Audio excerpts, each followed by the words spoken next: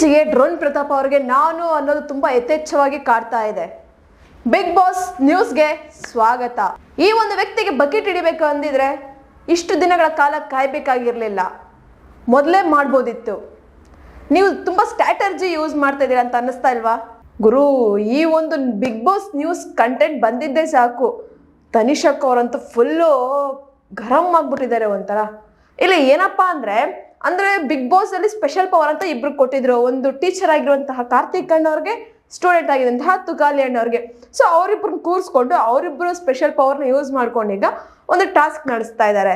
ಅದು Bigg Boss big breaking news ಅಂತ.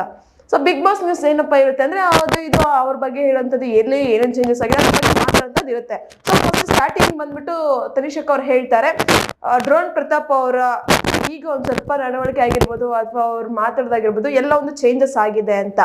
So ತದನಂತರ ಈ ಸಂಗೀತಕ್ಕೆ ಬಂದ್ಬಿಟ್ಟು ಸಂಗೀತ ಶೃಂಗೇರಿ ಅವರ ತಲೆ ಹೊಡೆದ ಕಾರ್ತಿಕ್ ಮಹೇಶ್ ಅಂತ ಡೈಲಾಗ್ ಅನ್ನ ಹಾಕ್ತಾರೆ, ಅಂದ್ರೆ ಒಂದು ಸ್ಟೇಟ್ಮೆಂಟ್ ಅನ್ನ ಪಾಸ್ ಮಾಡ್ತಾರೆ.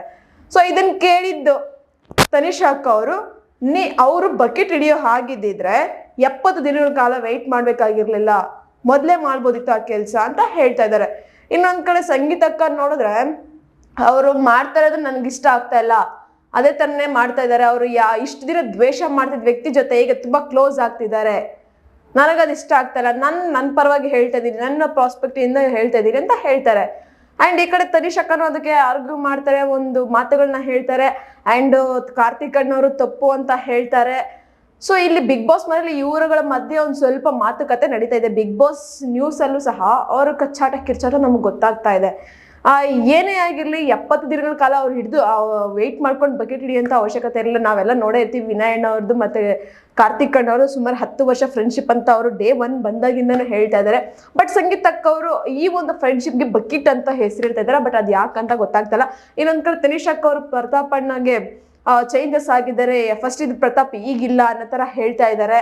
ನೋಡೋಣ, ಬಿಗ್ ಬಾಸ್ ಮನೇಲಿ ಪ್ರೋಮೋದಲ್ಲಿ ಇಷ್ಟೆಲ್ಲ ತೋರಿಸಿದ್ದಾರೆ, ಬಟ್ ಇನ್ನು ಯಾರೆಲ್ಲ ಏನೇನೋ ದೂರುಗಳನ್ನು ನೀಡ್ತಾರೆ, ಅದಕ್ಕೆ ಯಾರೆಲ್ಲ ಡಿಬೇಟ್ ಕಾಂಪಿಟೇಷನ್ ಅಲ್ಲಿ ಪಾರ್ಟಿಸಿಪೇಟ್ ಅಂದ್ರೆ ಡಿಬೇಟ್ ಅಂತಂದ್ರೆ ನಾರ್ಮಲ್ ಆಗಿ ಒಬ್ರು ಹೇಳಿದ್ರೆ ಅದಕ್ಕೆ ಇನ್ನೊಬ್ರು ಕೌಂಟರ್ ಕೊಟ್ಟೇ ಕೊಡ್ತಾರೆ.